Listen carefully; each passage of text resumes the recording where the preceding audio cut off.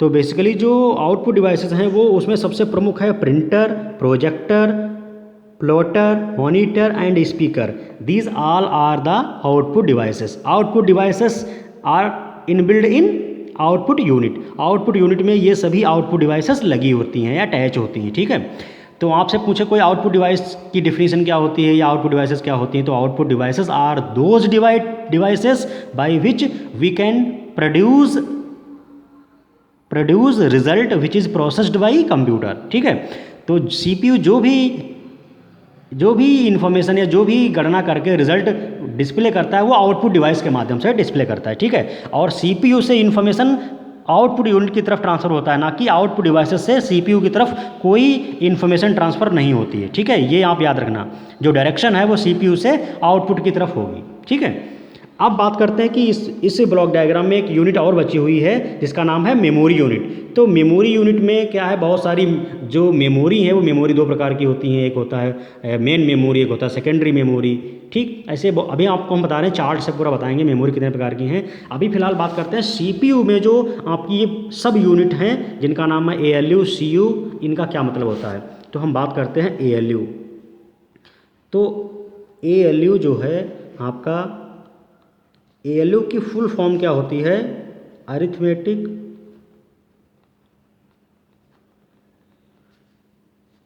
Logic unit.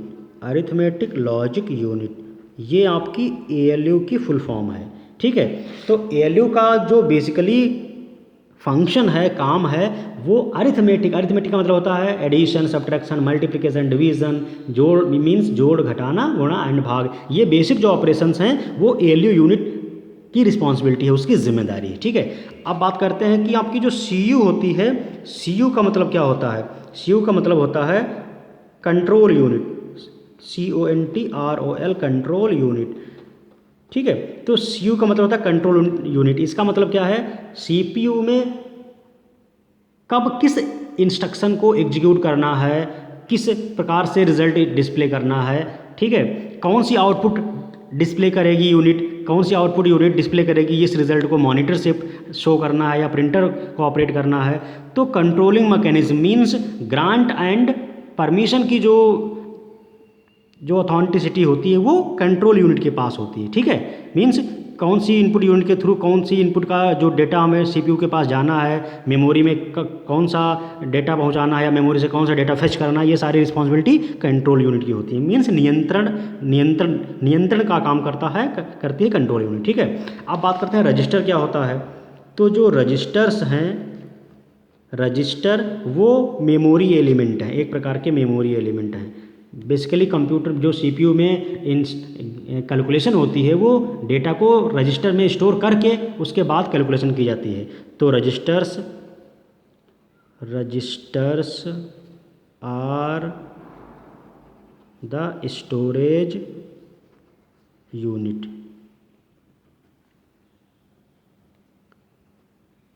These may be 8 byte, 16 byte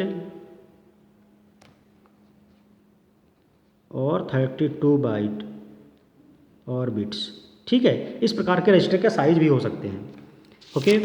अब बात करते हैं हम, एक चीज़ इसमें इम्पॉर्टेंट रह गई कि इसमें सीपीयू क्या है। इसमें जो मेन में जो सीपीयू है उसको उसकी फुल फॉर्म क्या है। तो सीपीयू की फुल फॉर्म है सेंट्रल, जैसा कि मैंने बोला था, सेंट्रल प्रोसेसिंग यूनिट। तो सीपीयू की फुल फॉर्म है सेंट्रल प्रोसेसिंग यूनिट। सेंट्रल का मतलब क्या होता है, केंद्रीय। इसलिए आप देखिए ये सेंट्रल में कंपोनेंट, ये सीपीयू कंपोनेंट कहाँ सेंट्रल में है, ओके। सीपीयू को कंप्यूटर का ब्रेन भी कहते हैं, सीपीयू को कंप्यूटर का दिमाग कहते हैं, ठीक है। तो सीपीयू को क्या बोलते हैं, दिमाग या मस्तिष्क, कंप्यूटर का मस्तिष्क कहते हैं, ठीक है। अब हम बात करते हैं मेमोरी का क्लासिफिकेशन। तो देखिए सबसे पहले जानने की ज़रूरत है मेमोरी होती क्या है। सबसे पहले आपको जानने की ज़रूरत है मेमोरी होती क्या है। तो मेमोरी होती क्या है,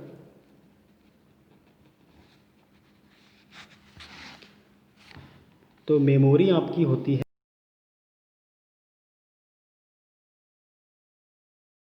is an electronic device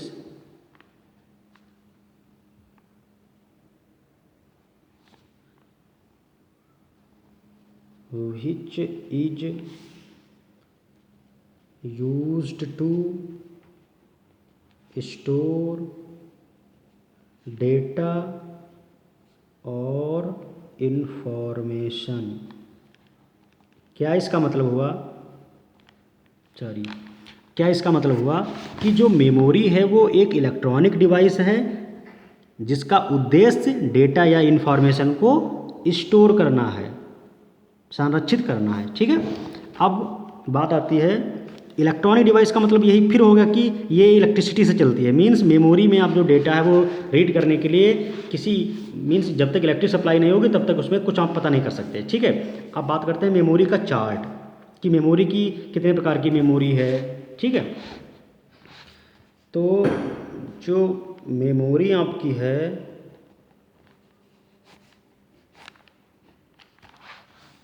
memory दो प्रकार की है। पहली है प्राइमरी मेमोरी और दूसरी है सेकेंडरी मेमोरी।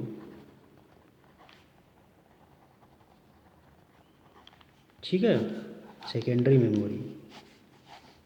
अब प्राइमरी मेमोरी आपकी फिर क्लासीफाई हुई। प्राइमरी का मतलब है प्राथमिक मेमोरी, ओके। सेकेंडरी मेमोरी का मतलब है द्वितीयक memory.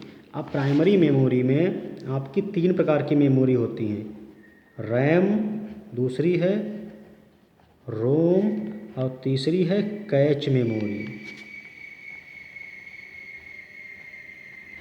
Okay, RAM, ROM and cache memory. अब रैम जो होती है वो फिर से क्लासिफाइड हुई है, कई प्रकार की है।